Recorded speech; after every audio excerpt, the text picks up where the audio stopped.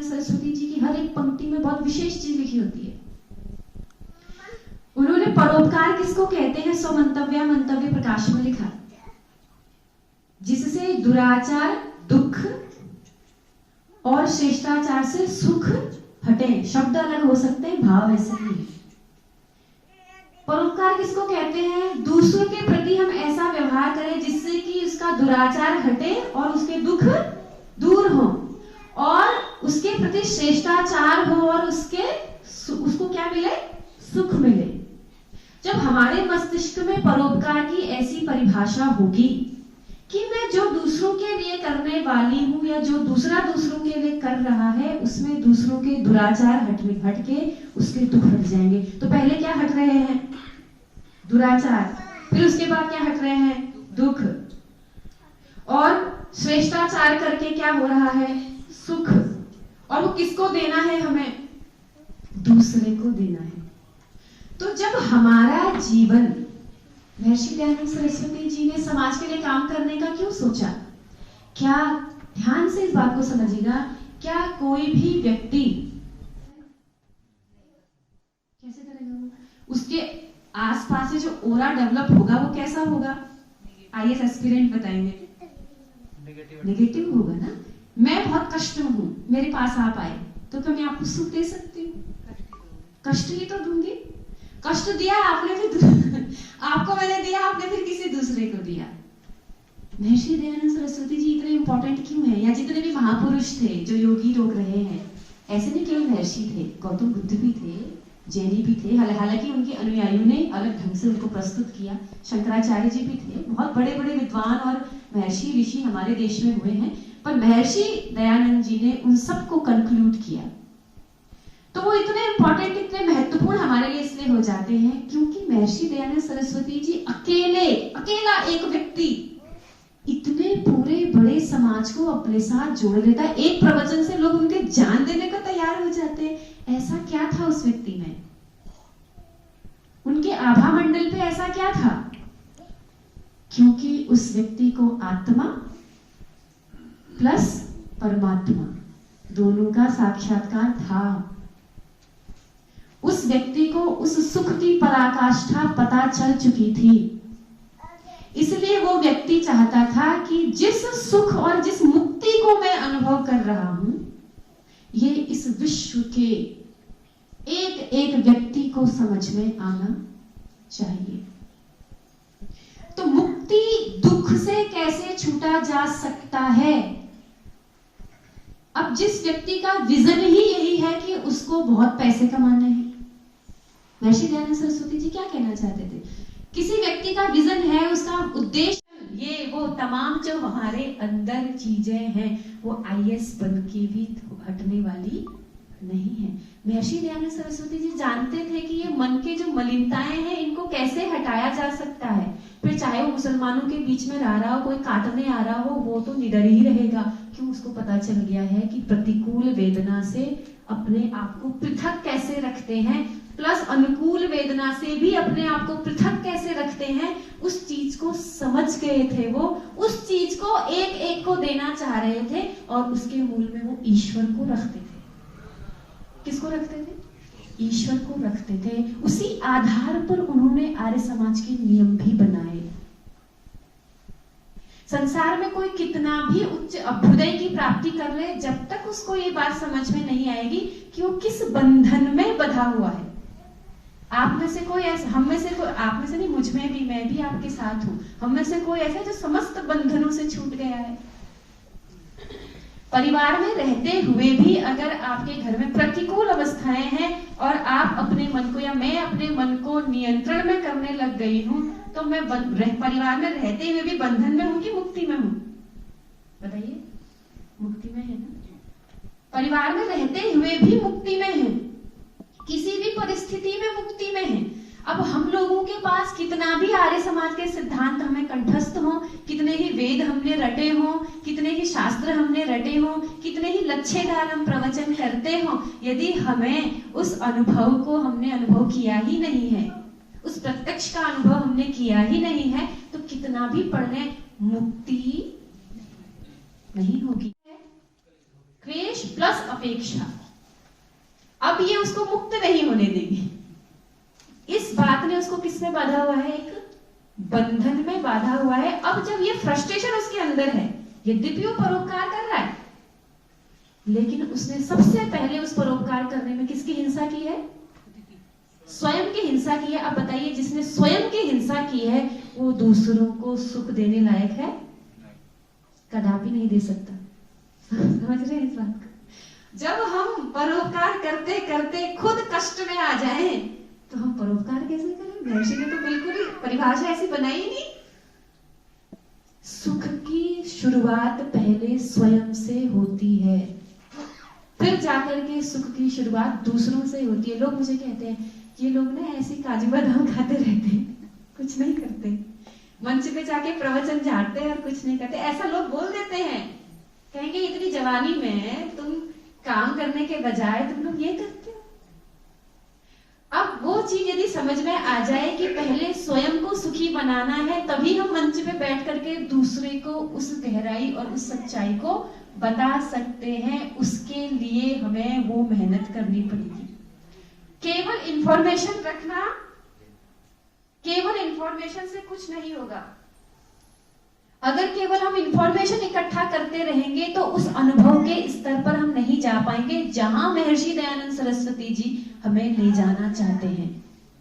उसके लिए केवल उन्होंने सती प्रथा, बाल विवाह, गौ प्रथा, ये वो ही बंद नहीं किया, बल्कि उन्होंने मुक्ति तक जाने के लिए कुछ टेक्निकल चीजें हमें, ये महर्षि दयानंद सरस्वती जी का मूल उद्देश्य था और है, जिससे कहीं न कहीं हम थोड़ी दूर होते जा रहे हैं। क्यों? हम अपने अंदर की इन गूढ़ रहस्यों को नहीं समझ रहे हैं। 5 मिनट आंखें बंद करके सारी दुनिया बुद्धि में घूमती रहेगी। क्यों? क्योंकि इंफॉर्मेशन इकट्ठी इतनी कर रखी है, सूचनाएं इतनी हमने इकट्ठी कर रखी हैं, उस पर हमने प्रयोगात्मक नहीं किया, प्रैक्टिकल नहीं किया। यदि तो आर्य समाज का जो मूल उद्देश्य है दुखों से छूटना, मुक्ति को प्राप्त करना, वो यहीं तक सीमित रह जाएगा। केवल महर्षि दयानंद के हम गीत ही गाते रह जाएंगे। वो जिस अवस्था तक हमको ले जाना चाहते थे वहां हम नहीं जा पाएंगे। फिर उसके लिए क्या करेंगे? शिविरों में आइए, ध्यान के शिविर लगाते हैं। उन शिविरों में आकर के 10-12 दिन अपने घर से दूर होकर के अपने आप को जानने का प्रयास करने का भी प्रयास करना चाहिए। हम सबको, बच्चों को भी आधा घंटा वो पूरी दुनिया से कट करके बैठने की क्षमता रखता है कि नहीं रखता है?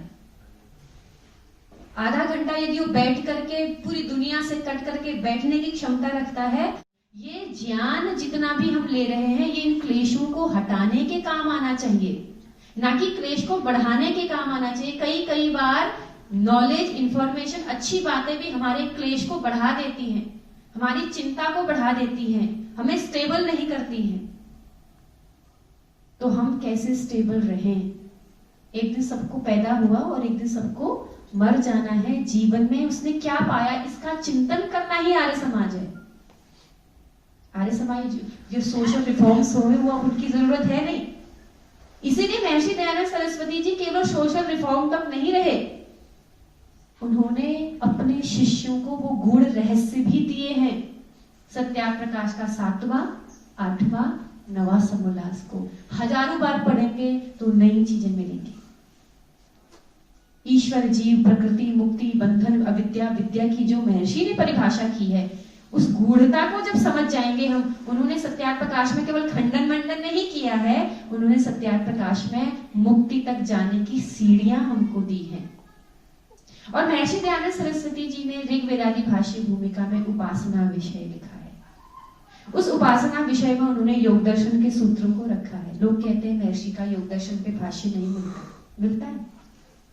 जितना जरूरत है उतना मिलता है, जितनी आवश्यकता थी उतना उन्होंने ऋग्वेदादि भाष्य भूमिका में वर्णन किया है। उसको गौर से पढ़ेंगे, समझेंगे तो मुक्ति तक पहुंच सकते हैं। इसलिए जो जीवन का मुख्य उद्देश्य है, क्या हम अपने मन को नियंत्रण करने में सक्षम हो गए हैं? क्या हम सभी अपेक्षाओं से ऊपर उठ गए हैं? क्या हम सच में वानप्रस्थ की स्थिति में हैं? क्या हम सच में मनन मौन की स्थिति में हैं? या अभी भी हमारे मन में वही चीजें चल रही हैं सांसारिक, तो महर्षि दयानंद सरस्वती जी का मूल उद्देश्य खत्म हो जाएगा। उनका उद्देश्य मुक्ति तक पहुंचाना है, उनका उद्देश्य केवल बलि प्रथा इनको खत्म करना नहीं है, वो तो बात की चीजें हैं, मुख्य चीज तो यही है। और जो अपने सुख को समझ जाएगा, जो अपने भीतर के उस आनंद को समझ जाएगा, वही दूसरे को सुख प्रदान कर सकता है, चाहे वो बच्चा हो चाहे बड़ा हो। तो ये महर्षि दयानंद का मुख्य उद्देश्य है।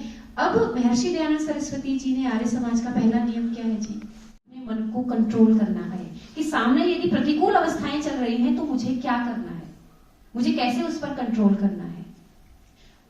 हार्वर्ड में पढ़ा हुआ बच्चा, सबसे टॉपर, जिसको स्कॉलरशिप से ही जिसने पढ़ा हो, वो अचानक से यदि आत्महत्या कर ले तो क्या कहेंगे आप उसे?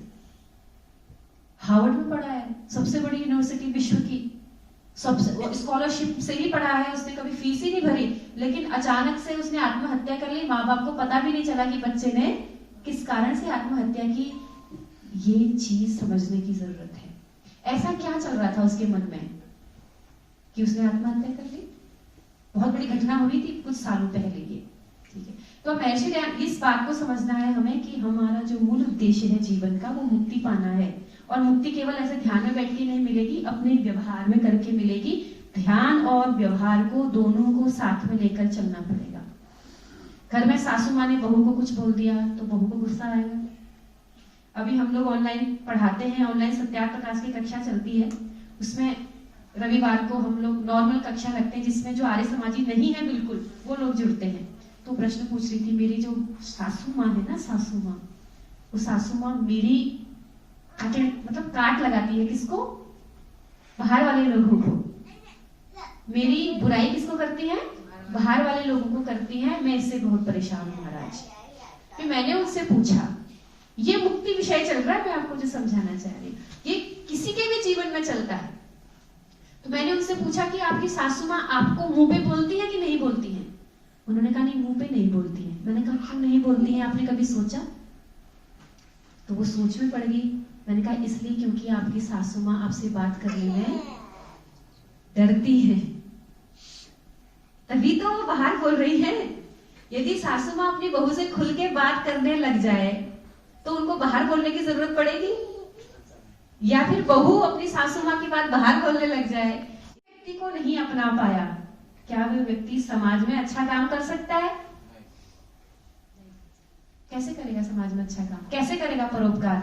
उसके घर का व्यक्ति उससे परेशान है, घर के व्यक्ति से कम्युनिकेशन हो नहीं रहा, घर का व्यक्ति परेशान है, घर का व्यक्ति कह रहा है कम से कम मेरी 2 मिनट मेरी बात तो सुन ले, कुछ मैं कहना चाहती हूँ, कहना चाहता हूँ, तुम मुझसे डरते हो या मैं तुमसे डरती हूँ।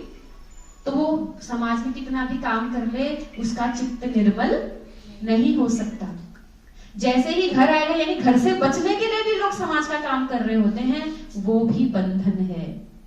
घर से बचने के लिए यदि समाज का काम किया जा रहा है तो ये अपने प्रति हिंसा है। और घर में जितने लोग हैं, पहले अपने घर से, चैरिटी बिगिन फ्रॉम होम, अपने घर से शुरू होती है चैरिटी। तो मतलब परोपकार, परोपकार अपने घर से शुरू होता है। इसलिए अब जिस बहू ने ये समझ लिया कि सासू माँ चाहे कुछ भी कर ले, मुझे सासू माँ से बातचीत तो करनी ही है, किसी भी हाल में करनी है, तो सासू माँ से जब बातचीत करती रहेंगी तो सासू माँ भी सोचेगी मैं इतना डांटती हूँ इसको, तब भी मुझसे बात करना नहीं छोड़ती है तो मेरी ही अंत समय में मेरी सेवा तो यही करेगी। तब उसको अपनी बहू पर विश्वास होगा।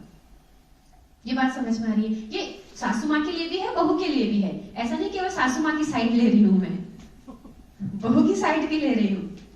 सासू माँ भी बहू अगर कुछ भी है, काम करना नहीं आता तो कोई बात नहीं बेटा, आराम से सीख जाओगी, कोई बात नहीं, ऐसा ही होता है। उसको प्रेम से कर ले तो वो भी सोचेगी मैं कुछ नहीं करती फिर भी मेरी सासू माँ मेरी माँ की तरह मेरा ध्यान रखती है। जब हम एक दूसरे से बातचीत करना नहीं छोड़ेंगे, एक दूसरे से हम लोग अपनापन नहीं छोड़ेंगे तो हम मुक्त हो जाएंगे। क्या हो जाएंगे? फिर हम मुक्त हो जाएंगे। जब हम अपने घर में छोटी छोटी चीजों से बंधे हुए हैं तो हम आर्य समाज जैसी बड़ी विचारधारा को ग्रहण नहीं कर पाएंगे। आर्य विचारधारा मतलब टॉप की विचारधारा, श्रेष्ठ विचारधारा, जिसके परे कुछ है ही नहीं। श्रेष्ठ बन के व्यक्ति मुक्त हो जाता है। उस विचारधारा को हम कैसे कैच कर पाएंगे, कैसे उसको हम समझ पाएंगे? जब हम अपने परिवार में छोटी छोटी चीजों से ही बंधे हुए हैं, तो हम कैसे इस बड़ी विचारधारा को समझ सकते हैं? बिल्कुल नहीं समझ सकते। कोई आईएएस बनने वाला अगर विद्यार्थी भी है, अगर वो घर में छोटी छोटी चीजों से अपने पिताजी ने उसको डांट दिया और उसको गुस्सा आ गया, तो ये बताइए वो आईएएस के पोस्ट पे बैठ करके क्या सही निर्णय ले पाएगा? ले पाएगा? कभी भी नहीं ले पाएगा। कोई भी किसी भी प्रोफेशन में वो जाता है, यदि घर की चीजों को वो नहीं संभालता, तो आप बताइए वो जहां पर काम करता है वहां पर कैसे संभाल लेगा? सही निर्णय नहीं लेगा, क्योंकि उसको आदत ही नहीं है। कभी उसने गौर से अपने पिताजी को सुना हो, उसको अनुभव किया हो, उसको टॉलरेट किया हो, उस पर चिंतन किया हो, अपने गुस्से को कंट्रोल किया हो, फिर सोच समझ के निर्णय लिया हो, तब अपने पिताजी को उत्तर दिया हो, तब जाकर के वो जिस भी पोस्ट पर जा रहे थे, तो उनके अनुयायियों ने मना किया, स्वामी जी मत जाइए, जोधपुर ठीक नहीं है, मत जाइए।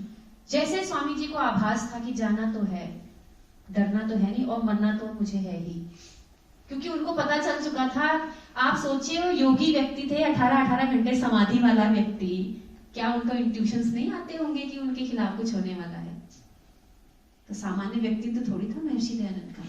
वो चले गए जोधपुर, उनको मालूम था अब मेरा काम पक्का हो गया है, अब मैं मर भी जाऊं तो मुझे कोई परेशानी नहीं है। और मैं आप बता दूं, आज मैं भी जब आर्य समाज से जुड़ी, मुझे लगता है इसमें जितने विश्व मारण का पहला अर्थ क्या है?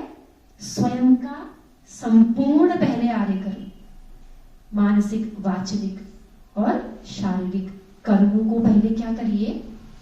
आर्य करिए, श्रेष्ठ करिए, शुद्ध करिए, निर्मल करिए। हमारा स्वभाव अपने घर वालों के प्रति यदि निर्मल होगा, तो ही हमारा स्वभाव बाहर वालों के लिए निर्मल होगा। अगर घर में बहुत परेशानियां हैं, जैसे उदाहरण देते हैं, घर में पति पत्नी लड़ रहे थे, कहीं शादी में गए तो दोनों ने मैचिंग ड्रेस पहनी और हाथ में हाथ डाल के चल दिए। घर में भी लड़के आए हैं, लेकिन शादी में, उदाहरण दे रही हूँ, शादी में एक जैसी ड्रेस, आजकल साड़ी और वो सब एक जैसे पहनते हैं, एक जैसे क्या क्या चोचले चलते रहते हैं। अच्छी बातें करना चाहिए, लेकिन वो जाते हैं उधर और फिर वहां पे मुस्कुराते हैं, फोटो खिंचाते हैं, घर आके फिर से। बताइए ये किसके साथ अन्याय कर रहे हैं? अपने साथ, अपने साथ अन्याय कर रहे हैं पहले। अब बताइए उस समाज में हंसने मुस्कुराने का क्या फायदा? इसलिए अपने आप, हमारा अपने साथ वाले के साथ यदि व्यवहार ठीक नहीं हो पा रहा है, तो संसार का परोपकार करने का तो चिंतन ही नहीं आ सकता हमें। अपने घर में मैंने कितने फूल बिछाए हुए हैं ताकि मैं संसार को सुगंधी फैला सकूं। अपने घर में तो लड़ाइयां चल रही है, संसार को कैसे मैं करूंगा? इसलिए हम लोगों को पहले व्यक्तिगत निर्माण, फिर आपस में बहुत हो गई, फिर वो एक दिन कहाँ आ जाती है? हाथ पे आ जाती है, फिर मारने मरने पे तुल जाते हैं। तो सबसे पहले विचारों की शुद्धि बहुत आवश्यक है, और विचारों की शुद्धि ऐसे ही सत्संग से आती है, ऐसी ही अच्छी अच्छी पुस्तकों को पढ़ने से आती है, अच्छे विद्वानों का संग करने से आती है, कि जब हमारे मन में गलत विचार आए तो हमको क्या करना चाहिए। साथ भर के लाए हैं, 1 मिनट में नहीं हट सकते, लेकिन रोके जा सकते हैं, उसके बदले में उसको कुछ और दिया जा सकता है, उसकी आदत को कम किया जा सकता है, उसके तरीके बताए हैं महर्षि दयानंद सरस्वती जी ने। तो वो चीजों को करने की हमें आवश्यक है। ये महर्षि दयानंद सरस्वती जी का मूल सिद्धांत है। बाकी सब गौण है, जितने भी हम सुबह से बात कर रहे थे वो सब गौण है, सबसे मुख्य यही है। अगर हम इस बात को समझ जाते हैं, तो वो जो पंक्ति ऋषि गाथा में आती है ना, हर आर्य समाज में आज भी स्वामी जी मुस्कुराते हैं, क्या सुंदर पंक्ति है। अगर ये शांति, ये अपने भीतर व्यक्तिगत मुक्ति का निर्माण हम कर लें, तो वास्तव में महर्षि दयानंद सरस्वती जी हर आर्य समाज में मुस्कुरा रहे हैं। लेकिन यदि आर्य समाज में केवल शांति पाठ के बाद क्रांति पाठ होगा, फिर महर्षि दयानंद सरस्वती जी का मूल सिद्धांत खत्म हो जाएगा। सारे संसार को हम कभी नहीं बदल सकते थे, महर्षि भी नहीं बदल पाए, लेकिन उन्होंने स्वयं को समझ लिया। ऐसे ही हमको संसार का परोपकार करने के साथ साथ अपने को भी समझना है, तब ज्यादा परोपकार कर पाएंगे। जब तक अपने मूल क्लेश हमारे नहीं हटेंगे, दूसरे का परोपकार हम कदापि नहीं कर सकते हैं। इन चीजों को हमें थोड़ा थोड़ा समझना होगा और धीरे धीरे फिर उसमें आगे बढ़ेंगे। तो महर्षि दयानंद सरस्वती जी ने पहला क्या दिया? सब सत्य विद्या और जो पदार्थ विद्या से जाने जाते हैं उन सबका मूल आदि मूल परमेश्वर है। परमेश्वर है, कहाँ है?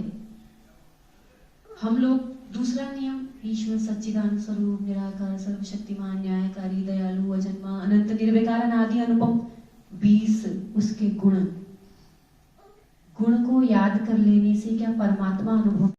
मैं अमर हूं, नैनम छिंदन्ति शस्त्राणि नैनम धरति पावकः, कहने से आत्मा आ जाएगी समझ में?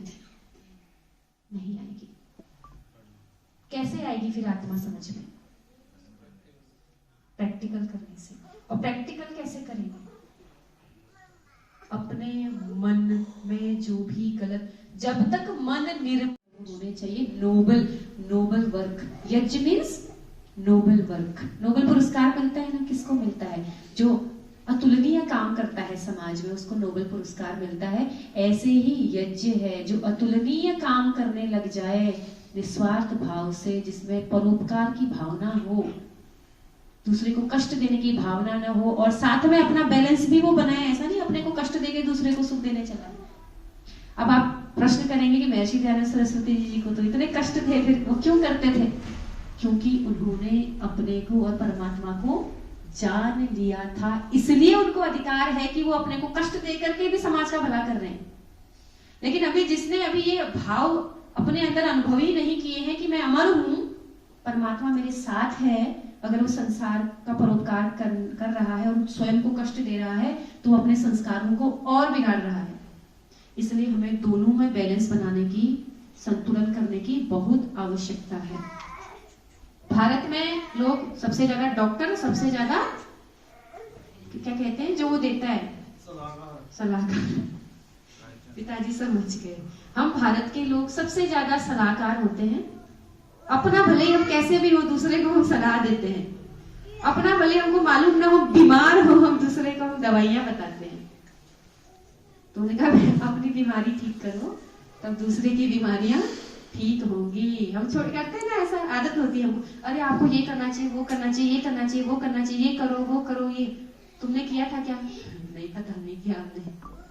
तो ऐसा ही है जीवन का रहस्य। जो इस रहस्य को समझ जाएगा वो महर्षि दयानंद सरस्वती जी की आर्य परमेश्वर है। अपने आप को समझने के लिए कि ईश्वर पे क्या करना पड़ेगा? विश्वास करना पड़ेगा। वो भी हमारा साधन है।